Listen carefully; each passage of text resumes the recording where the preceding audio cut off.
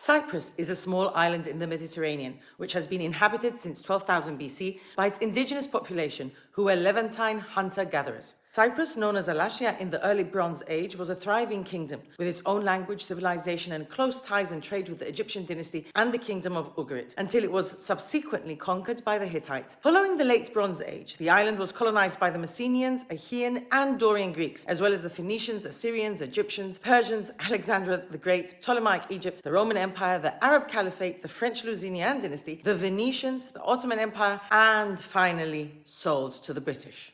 The years under British colonial rule were defined by civil unrest by the indigenous Cypriot population, persistently agitated for their national liberation. In the 1920s, the unified pan-Cypriot left-wing national liberation movement was quelled, as the British aligned with the Cypriot aristocracy and the Greek Orthodox Church, in order to dismantle the movement by propagating internal strife among the native population along religious lines. As a result, the term Greek and Turkish Cypriot became popularized as a mean to divide and rule the Cypriot population, which itself is a native Levantine multi-religious ethnic group. The British divide that was defined via religious identity has had a long-lasting disastrous impact upon the island's nation. Consequently, by the time Cyprus was granted its independence on August 16, 1960, the island was scarred by the empire's divide and rule policy. Even after gaining independence, the legacy of colonialism persisted in Cyprus, with around 3% of the island's land retained by the United Kingdom as sovereign base areas in Akrotiri and Dekelia. Furthermore, the internalized dichotomies created by the British colonial rule of the island led to years' worth of violence, a constitutional coup, and countless massacres, all of which were epitomized by the bloody military coup that was orchestrated by the fascist junta of Greece. That in turn led to the Turkish invasion and subsequent occupation of the island in 1974.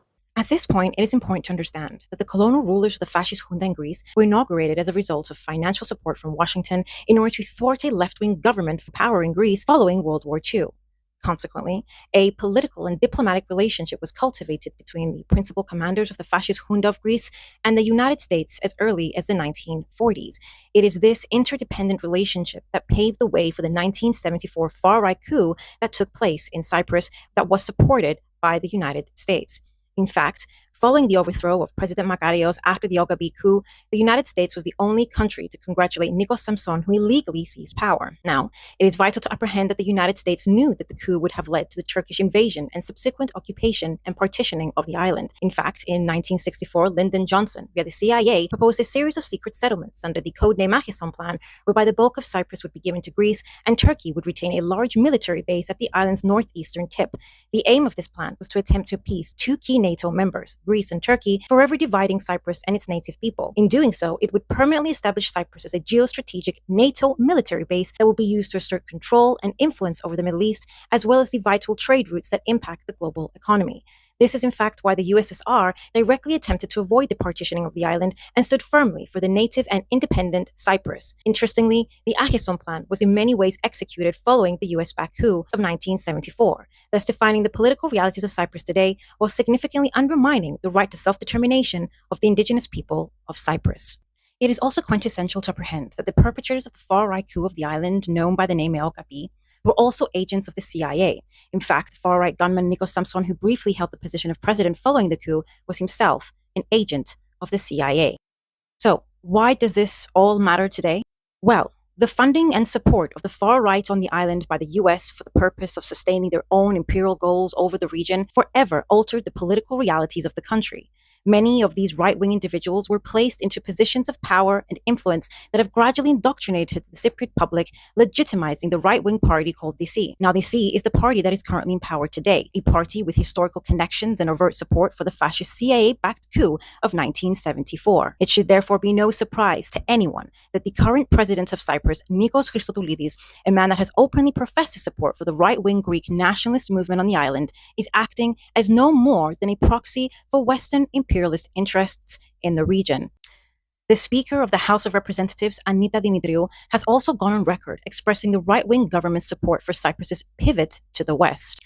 Consequently, the West's divide and rule policy in Cyprus, as well as the direct arming and funding of right-wing movements on the island, were meant to sustain Western imperialism in the region, as was the establishment of the Zionist state of Israel itself.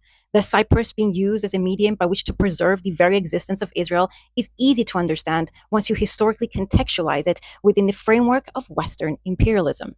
Having stated all the above, it is important to note that the current right-wing government of Cyprus does not represent the sentiments of the entire Cypriot population. Almost half of the republic's population identifies as left-wing and vehemently opposes the right-wing party of Disi, thus depicting the heavily polarized atmosphere within Cypriot society itself, one that is deeply rooted within its own colonial and violent past. In fact, Cyprus has a history of solidarity with Palestine, which is why the Republic of Cyprus was one of the first countries to recognize the State of Palestine in 1988, in addition to organizing marches against occupation and Western imperialism together with Palestinians, hence signifying their international solidarity with one another. Now that we have an apprehension as to the impact of Western imperialist intervention in Cyprus and the means by which Cyprus fits in within the agenda of Western imperialism, the question is, how has Cyprus been used to aid Western imperialism and Israel since October the 7th?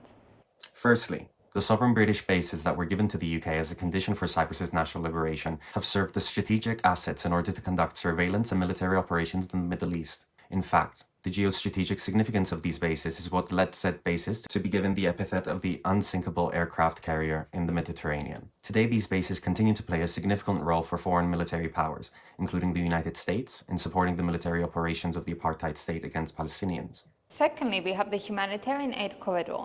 In March 2024, a maritime corridor known as the Amalthea Project was inaugurated by the President of the European Commission, Ursula von der Leyen, during a visit to the port of Larnaca. The implementation of this corridor happened to coincide with the building of the US temporary port off of the coast of Gaza. This therefore established a corridor that was used as a US military base and as an arrival point for aid and aid workers coming from Cyprus. Various media sources reported that Netanyahu initially suggested the creation of the Amalthea corridor to President Biden, provided that aid would undergo Israeli security clearance in Cyprus. Despite the approval of the maritime corridor by Israel, 6 volunteers from the World Central Kitchen organization who entered Gaza were killed after traveling through Amalthea, along with a Palestinian volunteer that was already there. Even though the World Central Kitchen coordinated their movements with the IDF in order to safely distribute aid, they were killed in targeted attacks by the Israeli forces, as was proven by the timing and satellite images provided. Since the US dismantled the pier that was used to connect the declared humanitarian effort with Gaza, it remains unclear how the Amalthea project will in any way facilitate its own alleged purpose. Regardless, the President of Cyprus, Nikos Christodoulidis, persists in his claim that the Amalthea shall continue to deliver aid, despite the lack of evidence that this much-needed help is indeed successfully distributed into Gaza. In fact, in order to continue to justify the existence of said project, local Cypriot media has reported that the Amalthea project could potentially deliver humanitarian aid to the Ashdod port, that in turn would allegedly be delivered to Gaza.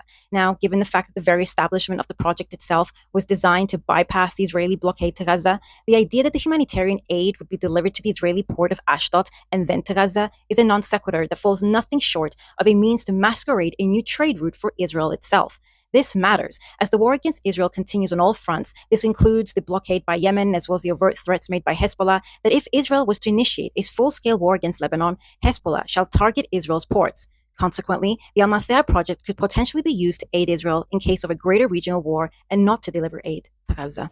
Therefore, the so-called humanitarian corridor thus far has instead been used as a military base for the US and Israel in order to conduct military operations and intelligence gathering.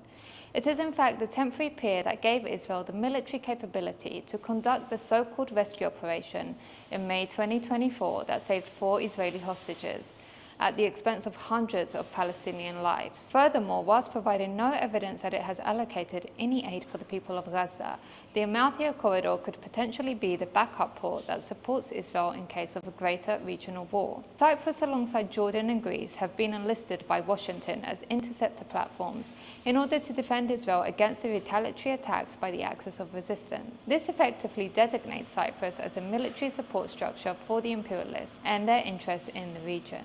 This is, after all, why the Cypriot military was called to conduct urgent military drills with the US, in addition to heavy militarization that has taken place by the US on the island, and that the President of Cyprus has attempted to portray yet again as humanitarian in nature. Finally, we have the Cyprus-Israel deals via EU sponsorship. In April this year, at the same time that Netanyahu and his ministers were being investigated for war crimes by the ICJ, representatives from the Research and Innovation Foundation visited Israel to strengthen collaborations in research and innovation. The Cypriot delegation met with the Director General, the Chief Scientist, and senior officials of the Ministry of Science and Technology. So, in essence, with the ministry of the Netanyahu government. This visit was a culmination of a joint call with a total budget of €1,800,000, €900,000 for each country, within the framework of the Transnational Partnerships Programme, which was already running. The programme concerns the implementation of joint research projects between Cypriot and Israeli entities in thematic areas that fall under the Smart Specialization Strategy and reflect common interests of the two countries. The sections in which proposals can be submitted are marine and maritime ecosystems, renewable energy sources, health, and environment. All this while Israel is committing genocide, ecocide, as well as land and property theft in the occupied West Bank. This project is also co-financed by the European Regional Development Fund. In essence, Israel will receive European funds of €900,000 through Cyprus. This is not the first time that EU funding has been questioned regarding Israel. In February this year, MEP Claire Daly raised critical questions regarding Israel's involvement in Horizon Europe, the EU's key funding programme for research and innovation. In a session at the European Parliament, Daly voiced concerns about the allocation of funds sourced from European taxpayers' money for projects involving technologies like the controversial Israeli-made Pegasus spyware, which was used to spy on journalists and politicians in Europe, including Cyprus. Moreover, in July this year, Gilad Peled, the Director of Agricultural Technology and Water Sectors at the Israel Export Institute, which is a government agency under the Israeli Minister of Finance, visited Cyprus. This official visit also included a meeting with the Water Development Department of Cyprus. Mr. Peled was also a keynote speaker at the presentation on advanced water technologies in Israel. This presentation was organized by the Cyprus Chamber of Commerce and Industry in collaboration with the Cyprus-Israel Business Association and the Israeli Embassy. Bearing in mind that Israel, an apartheid state, de facto controls all of Palestine's water resources, not only in Gaza, but even in the occupied territories of the West Bank. It would be an understatement to say that Cyprus is complicit in violating human rights, as Israel systematically violates human rights on a massive scale through the illegal occupation of the Palestinian territories. One of the devastating consequences is the impact of Israel's political discrimination on Palestinian access to adequate supplies of clean and safe water sources. These collaborations alone are in violation of the ICJ opinion ruling and make Cyprus complicit in maintaining Israel's illegal occupation of Palestine.